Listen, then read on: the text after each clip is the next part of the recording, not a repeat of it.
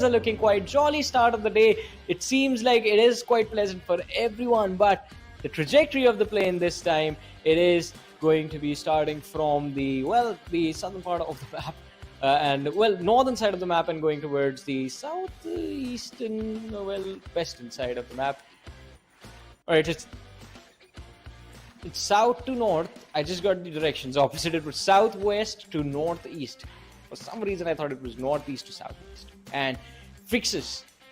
Are you as confused as to what is happening in the first two in the matches right now? I mean, this level of domination by one team, did you expect this? Well, to be honest, considering what happened in the ESA finals, no. But lately we've seen Pmpl vibes making the steps in the right direction. And I think I must say they've come a long way. Because when you talk about a team like this, the way they used to play in the SA league stages, they used to. This was one of those teams that was all about going for bodies, right? They just went into every single fight, sometimes with blindfolds on their eyes, right? But this time, you know, from the past couple of weeks, what I've been witnessing is they have been changing their style of play. You could see that maturity really kick in, right? Something that I think even Zeus currently IHC at one time took for granted. Something like what Stalwarts used to do pretty much when they were new to the scene. I think now we're seeing that happen, that transition happen to for Miracle vibes, where you can see them. They're not being extra too aggressive, rather they're just playing for positions. And once they find that sweet spot, that is where they're going for those necessity fights. So, and as a result of which, you can see what's happening. Yeah. Also fixes, by the way. Welcome back, man. It's been a while. We've been away from this South Asian PUBG Mobile scene for a bit now. You have been away, Johnny. I've still pretty much been there. I think one you more and I haven't worked together in a while. Yeah, you and I as a duo have been out for a while, but now that we're back, I think it's time that we get our third boy in. I think it's better that the three musketeers get back into action. Yes.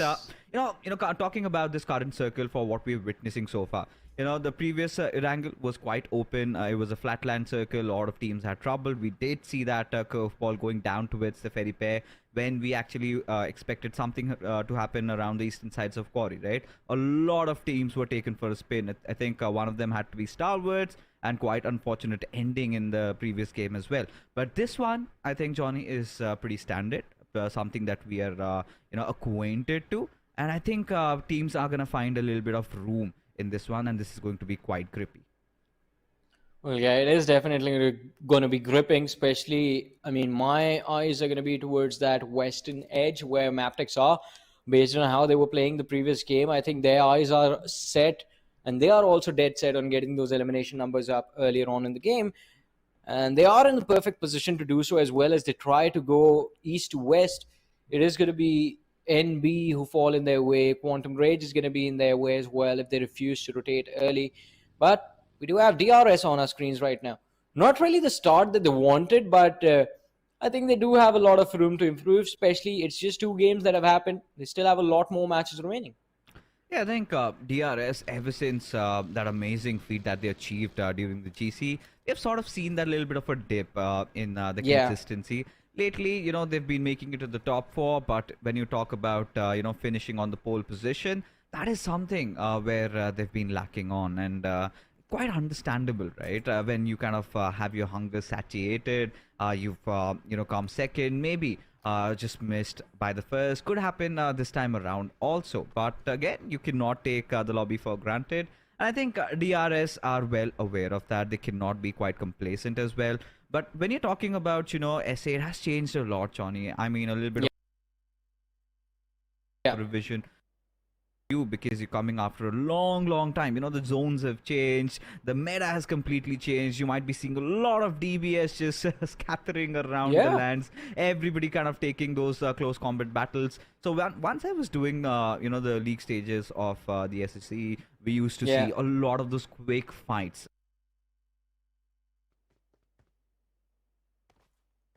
But this time, suddenly coming into the finals, I kind of see that teams are playing, exercising a lot of caution.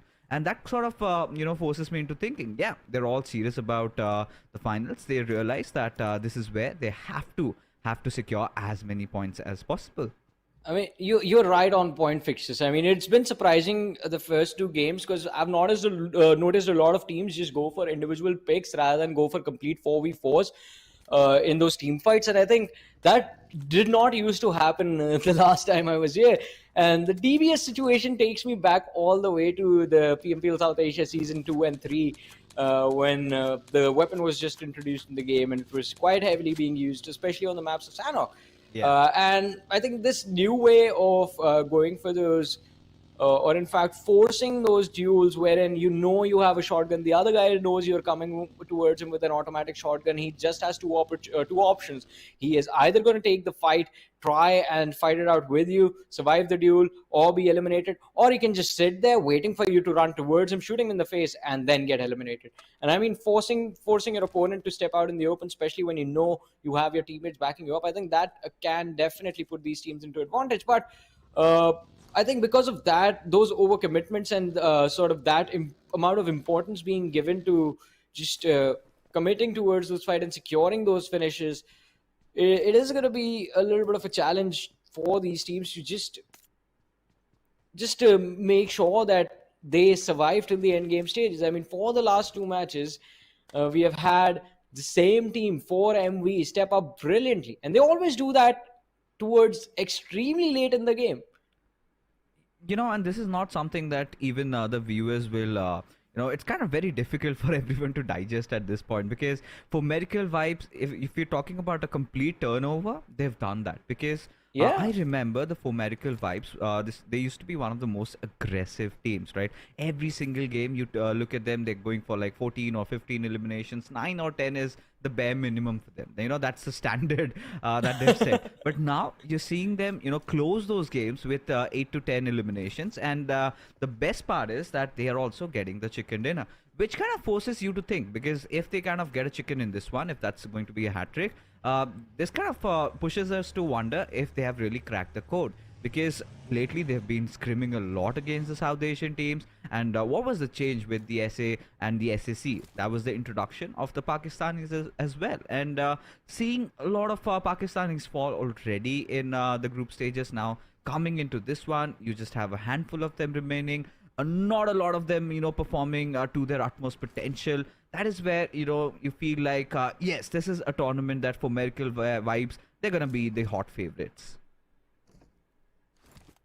They're going to be the favorites for now, but let's see, game is going to transition into the mid-game stages. Now the zone number 1 is going to close in about 40 seconds. Aegon I8. Game number 1 was quite nice for them. Match number 2, not really theirs. We do have Blade on our screens right now, quite close to the players of high voltage. The vehicles being moved around. We'll give the information to the opposition as to where Uzim is going to go. Right. Just the general direction, though. I think Aegon I8, they're going to completely avoid any contact with anyone up until the mid-game. Up until Zone 4, Zone 5. Now, this is where I kind of did say, right? It's kind of a standard circle. Everybody is aware of it. So now you're not going to see those early fights breaking out. And considering the fact that these are the finals, then, teams are going to be a little extra too careful. And a few of them have already had quite a rough start. I think this is one of those games where the other big dogs, the likes of IHC, the likes of Starwood, they come in because, we've sort of been missing IHC. They've been making a lot of changes in their rosters, and seems like they're kind of still missing that extra jigsaw in the puzzle, something that, completes them. Because for Miracle Vibes, now again, coming back to them, this is one of those teams where every single player can hold off on his own backs, right? You leave, let's say you leave Doc on one side, East on the other. Everybody is capable of getting those individual frags, and the positioning is also so nice. The spread is really nice. Now, along with for Miracle Vibes, now this is one of those teams that showed maximum potential during the SF finals, right? I was quite impressed with NBE Sports, especially their star player Sek. For a moment I felt this guy was absolutely cracked. But then again, we've sort of been missing out on that sort of consistency that you're supposed to, expect from these young lads. Now, once they kind of figure that one out, once they get into their groove, I think I'm pretty sure NB Esports, Johnny, this is also one of those teams to be feared. Yeah, I mean, definitely they are one of those teams to be feared, as you said. But for now, I think fear is going to be instilled into the players of Quantum Raid, especially Helsi, as he saw the players of T2K running towards him. He's going to run towards Sparky. They're going to try their level best to lob as much utility towards the players of T2K to deter this push. Jane, he's holding the flank, sees Goku moving towards his right, jumps inside the wall. The compound is going to be contested. This squad house is what these teams are going to fight for. And this fight for now is in the favor of T2K, as it's only Jane and Rig who are going for the push. And by the time Sandesh reaches there, his players they will have fallen. Rig does not have HP. He has an Uzi in his hands, but he does not have enough HP to actually go for the peak. The moment he sees Helsi, finds the right timing though. Helsi looking in the opposite direction makes a massive mistake, and he's going to have to pay for it with his life. Things turn around quite nicely for Train to Kill, as one after the other blunders are being made by the players of Quantum Rage, and well, they have all of a sudden lost everything in this game. It's just their last player, Goku, who's left alive. Oh my goodness, that's a disaster. To be honest, I mean, at this point, Quantum Rage, they were looking so confused. You could see that it was so haphazard for them. And for a moment, I felt like they could really come back into this. But letting Rig get away with murder, that wasn't acceptable.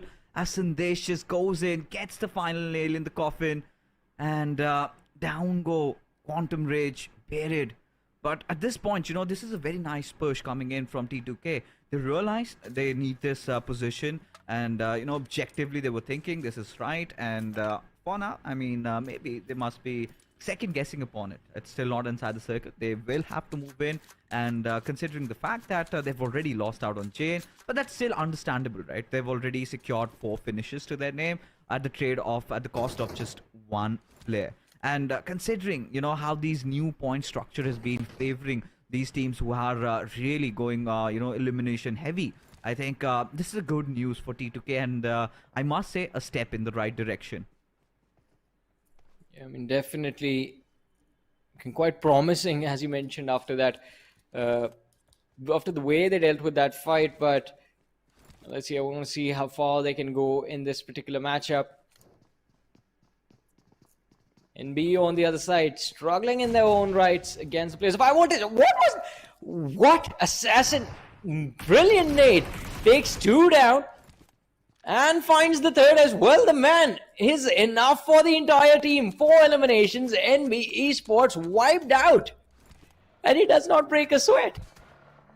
Oh my goodness. I just can't believe my eyes what's going on, because this is good stuff coming in from High Voltage DC, especially with the recent run of form that they've been having. Now look at the squad, look at the roster. You're talking about the OGs, quite some promising talents out there, and they haven't really been delivering the way they kind of look strong, right? And getting into fights like this, taking down some big Mongolian teams, is gonna instill that kind of a missing confidence. And lately, even in the first game of Erangel, I found High Voltage DC looking quite good, right? Especially the way they were forcing out fights, they were going in for the push. I think that was one fight against Aegon I8 where they were absolutely phenomenal.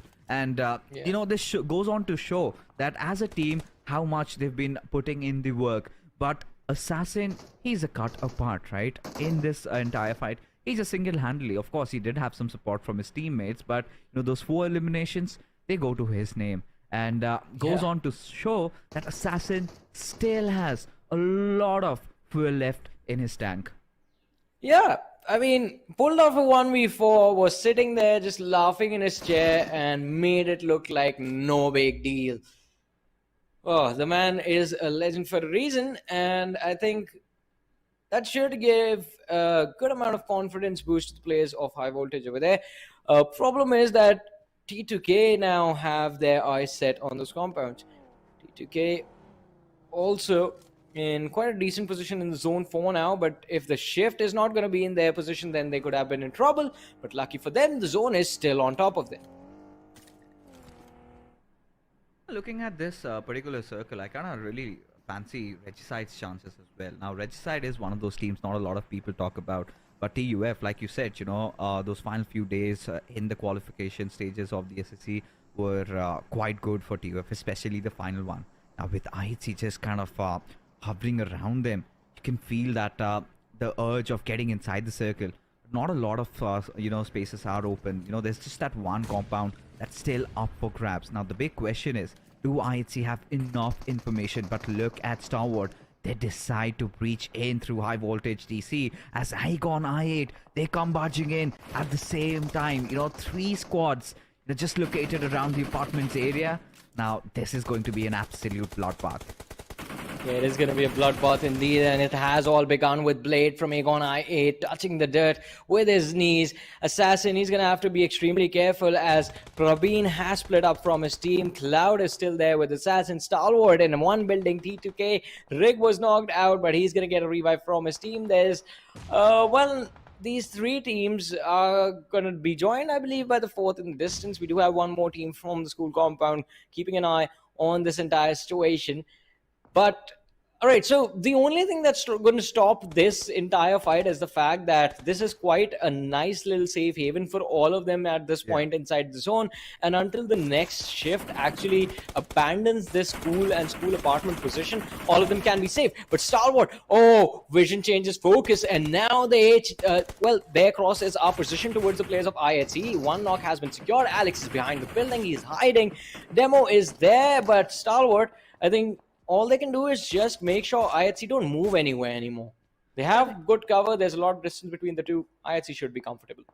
Yeah, I think for Stalwart this time around, I think they have to be, pretty cautious about every single movement of theirs, because now they just can't be tunnel vision, right? They just can't keep on pressing IHC, because that sort of opens them up to shots maybe from T2K or maybe from high voltage DC. Might as well Aegon I8 also chime in, but seems like Stalwart are all over the place, and this is one of those players. Nirzed, you really need to watch out for this.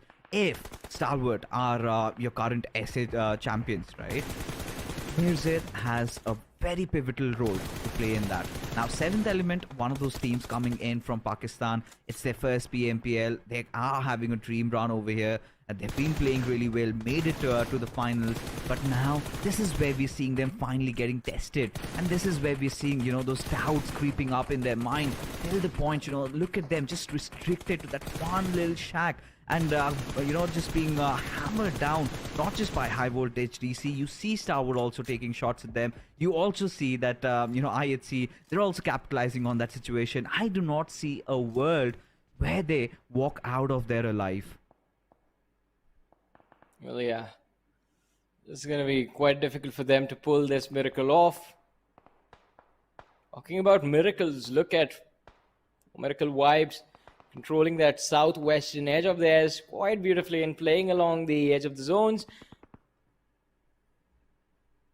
Could potentially go for a few picks on the place of Illuminate Crew right next to them, but I think priority number one is going to be given to just getting access to the circle, finding another edge to hold on to. Fight between the four teams in school apartment coming at a standstill, as all four of them are trying to deal with the outsiders approaching their spot.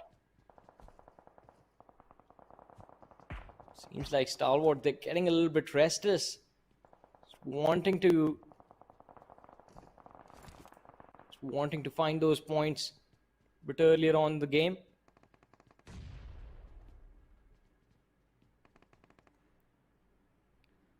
For a team like Stalwart, to be honest, at this point, I think the way they are, they should be, kind of just looking out for a few freebies here and there. Because there will be a moment when the circle takes that next shift and somebody is not going to be inside the zone anymore. And considering the position that they've held onto, I think that's the second best spot. Unless and until somebody just decides to go in for a dead push like the UF are doing right now, I don't see them, losing any sort of ground over there, as they were completely confused. And just in the blink of an eye, they are outside of the server as DRS trying to, just get in when the iron is hot, as Rig cooks up that grenade, will lob it into perfection and will not just find one or maybe two or maybe he's gotten three, as Rules the final player surviving, and he might meet the same fate. Still does have a lot of fight going on, but Rig, what was that? What's going on with grenades and these Nepali teams, Johnny? Yeah, I mean, extremely precise with their utility, and that was a nade 1v4, by the way, ladies and gentlemen. We hardly ever seen that. I mean, I've been here for almost like 4 years now, and that's the first one I've seen. It was impressive from Rick, but this has to be very confusing for the two teams that have just been wiped out. Fixes. Imagine a second ago you were just trying to approach the building, thinking, "Oh, it's just going to be a normal, easy 4v4. We're going to win that fight." And the worst was for TUF. They ran it through 4 teams, and every time they just lost bodies before they made it to their final destination. They were just finished off. But now T2K against Stalwart, action knocked out. But Nirzad and IC are there. Revive is going to be quite easy for them to secure on action. He's going to be back on his feet. But now they go for the elimination on the final lad that is holding their building. Rig in a world of trouble. The two players are running towards him at a very high pace. He does dish out some damage. Oh, almost secures a knock as well. But now T2K, they're going to be sent back to the lobby by the hands of Stalwart, as Stalwart have finally secured 3 elimination points. No, this is much better from Star Wars Yes. Esports. They're just not gonna, go unhinged right now. They're, completely just making the moves when it's absolutely necessary. No one wanted movements over there. Looking for that next circle shift. That sort of decides the flow of this game. So far, it's about these teams desperately tying in as Magnus and Leo Esports, they go up against each other. Trades coming in, left, right, and center. Dami having a little bit of that high ground advantage. He needs to capitalize on that. Did spot out Zayn, but that little smoke is kind of keeping him alive for now. As Illuminate crew, they decide to chime in into this fight, as now it is a trifecta of death and destruction, as Sky and Wolfis will be mopping the floor upstairs, as now they set their eyes on just the lonesome survivor of Magnus. That is gonna be Zen, who is hiding inside that little hut. But how long can he do that? Once the smoke dissipates, I'm pretty sure Illuminate will want to make that move, and I believe Noah has a rough idea of where Zen is positioned. Yeah, I think they do. Woof is looking at him. He's going to go for the flank. Oh, big mistake. He was going to go lob a Molotov to try and flush Zen out, but Woofis is going to be knocked out. And that is the little bit of a breathing space for Zen. It's again a 1v2 Viper. He needs to be patient. Don't go for the push. Wait for your teammates, lad. But no, Zen gets a little too overeager. Tries to run in the smoke. Go for the fight. Secures the second knock. Has lost a lot of HP. Viper is dropped down to around 50 HP. Zen is around 30. But the last shot from Viper as he went around the corner does connect on Zen. And now Zen is not going to be in this game anymore. He's going to be in a state of Zen. As Magnus, they have been eliminated from the game. Illuminate crew just managing to hold their bearings in that clutch moment, especially Viper pulling this off. Is just going to make sure that the team is going to be in this matchup till the late stages. 6 eliminations secured by the lineup, so off to a pretty decent start. And look between all of this for Miracle Vibes right at the epicenter. I would not call it the best spot right now, because you kind of are subjected to shots from multiple directions. But I think for Miracle Vibes, they're playing it very carefully. They realize that this is not the point where we start forcing fights. Rather, I think this is a perfect time where we kind of defend our territory. Now, history has been a testament of the fact that the circle usually goes away from those cities, right? Now, we're going to expect the zone go out of apartments, maybe somewhere where maybe Mabitex are situated, because Mabitex have a huge control of that northeastern territory. And I think Starward, they're aware of the same. Now, the moment I think it goes towards maybe Mabitex or IHC, could also potentially go towards 7th Element, who, by the way, Johnny, are still alive and breathing. See, you almost were done with your sentence, and I think Illuminate crew had some other plans, but no, 7th Element. In a 7th Element of their own, do manage to secure the finish on the remaining players of Illuminate crew, as Illuminate crew have been eliminated from the game. Now down to 8 teams, 27 players still alive, 7E down to their last player, and Maptix have the exact location. But Baron needs to be extremely careful, since their team is also going to be quite exposed the moment their location is revealed. And, well, they don't really have a lot of options out of there as well, since this is a school position, apartments area. It's going to be extremely difficult to contest. It is an open run that they have to make in order to survive and in order to gain some cover for themselves. But let's see. All right, quite unfortunate for them. I guess Aegon I8, 4MV, Stalwart, and High Voltage DC, along with Regicide, are extremely lucky. They have cover and they have the zone as well. At this point, Mabtex and IHC, both of them have to thrive on chaos. They will have to hope that, Starward or High Voltage DC, they get into a fight with maybe somebody like for Miracle Vibes, because otherwise getting inside the circle, that is literally impossible unless and until they pull out a, rabbit out of their magic hat. Because at this point, being outside the circle, they will have to find a few knocks here and there. And maybe that one loose area could be barging upon Regicide store. I think for Mabtex, that is going to be the key. But seems like one of their players who was on that flank position has been spotted out. And likewise, we predicted IHC, the moment they get out of their compounds, Stalwart are there to greet them with a lot of bullets. Well, let's see. Are they going to expect this bullet? This greeting with open arms, or are they going to, resist it for a few moments? Roshan, what are you doing? I think mates are just waiting for each other to get in positions. But they will have to be cautious as they go around these buildings. Aegon I8 is waiting for them on the other side. Kuzim, he's going to cook up a nade. It's going to be quite difficult to connect. For Miracle Vibes engaging fight against Stalwart. The opening Mabtex we're looking for is there. Look at them going for a push on the players of STE as STE were distracted by the players of 4MV. And this opening is going to be there for Mabtex, but they blunder this up on the entry as Kisei is going to be knocked out by the nade from IC. And IC, this was an impressive hold, just a delay for a few seconds, and Mabtex are stuck in the open. They're stuck between STE and IHC now. Yeah, stuck between a rock and a hard place, and nowhere to run or hide.